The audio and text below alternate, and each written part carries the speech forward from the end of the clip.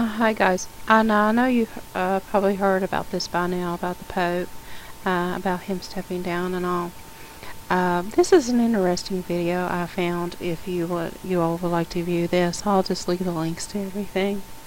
But basically, this one from the main media says that the pontiff was troubled by a butler's revelation, and so what they were saying here that Pope Benedict was troubled by some great challenges during his time in office, including allegations of corruption within the church that were illegally exposed by his former butler, and his relationship with the controversial Catholic Brotherhood. And I wonder who he is referring to there. The Jesuits, maybe. But the pontiff's brother said on Tuesday. Speaking to the reporters in Germany, George Ratzinger said that the Pope was doing relatively well, and his announcement Monday that he was going to stand down had not had an effect on his health. On Monday, Benedict, who is 85, explained that his resignation, saying that the papacy requires strength of mind and body, and he had been deteriorating in recent months. On Tuesday, the Vatican acknowledged for the first time that the Pope has had a pacemaker for years, and its battery was replaced a few months ago in secret. But you notice that the aging process has an impact on the body and soul, especially, and on his strength, said his brother Ratzinger. And he thinks that with a reduced workload, he could carry on this great responsibility that a younger person is needed to capture the problems of the daytime of today's time, and who has the power to do what has to be done. Indiscretions with Ratzinger says that the Pope's time in office has created great challenges for him, and within the church a lot of things happened which brought up trouble. For example, the relationship to the pious brotherhood, or the irregularities with the Vatican, where the butler had let known indiscretions. There were emotional years, but God's help and his own conviction. Well, we know what gods they worship in the Vatican, and it's not the God in heaven. Okay. The Ratzinger did not specify the Pope's issues of Pious Brotherhood or the Society of Saint Pius X. X. Notice that X, which is a satanic letter or Roman numeral, as the group is formally known. In October, the Pope's former friend, Apollo Gabriel, was given an 18-month prison sentence in the so-called Vatican leaks case after he was found guilty of stealing thousands of Vatican documents, including some of Benedict's private papers and letters alleging of corruption within the church while working for the pontiff. And some of the papers were leaked to the media and in court, and Gabriel said that he acted out of concern for the church and the Pope pardoned him just before Christmas. Pagan Christmas. On the brighter note, though, Ratzinger says that the foreign trips have also been important to the Pope, enabling him to have a pastoral impact to find friends and to create understanding for the message of the gospel. Which gospel? They don't preach the gospel. If you ever saw the ceremony when they did the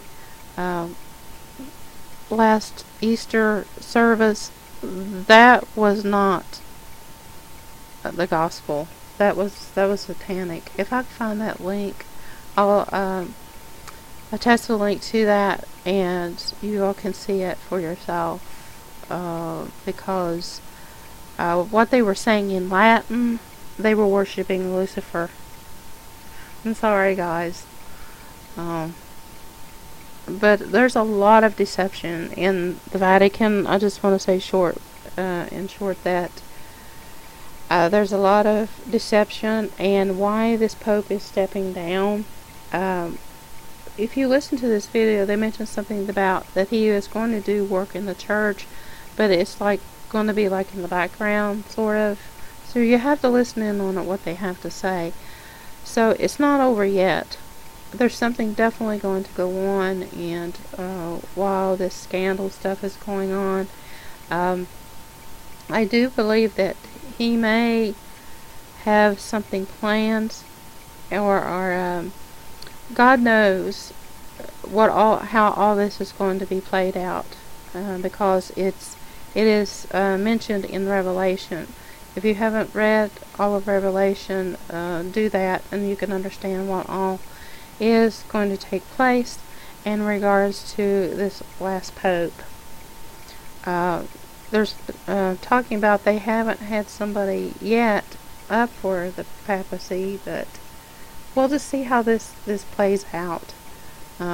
Because the next thing on the prophetic agenda, I should say, is the false prophet and the second beast, or the Antichrist, that is to lead the world or deceive the world and rule the world, and so that most of the world will take his mark.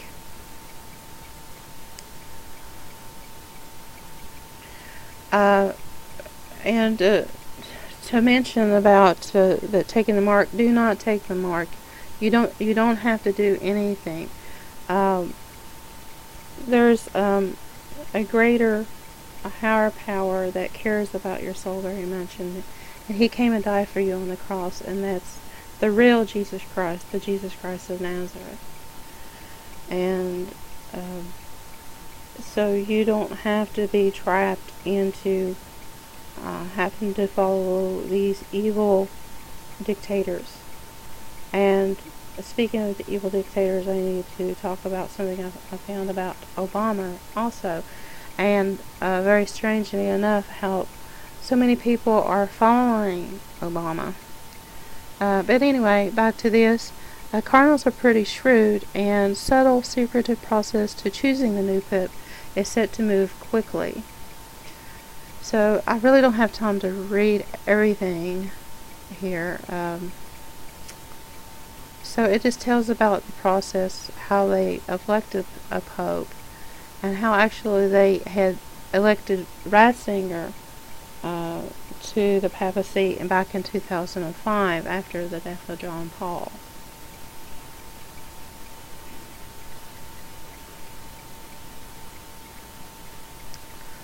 Okay. This article here mentioned just right after hours. It mentions here they had the meeting with the Knights of Malta. I was trying to think of what this symbol was, but it's the Knight of Malta symbol. And they are satanic.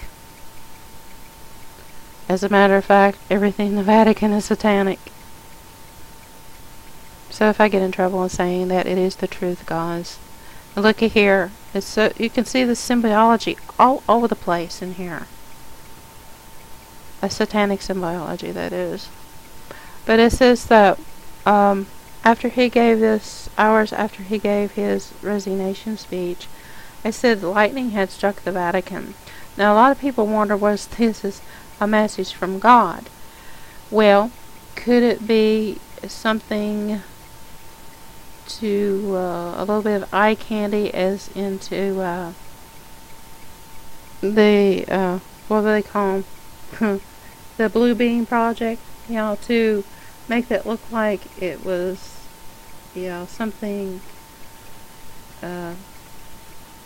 from the higher power. But it could have been, I don't know,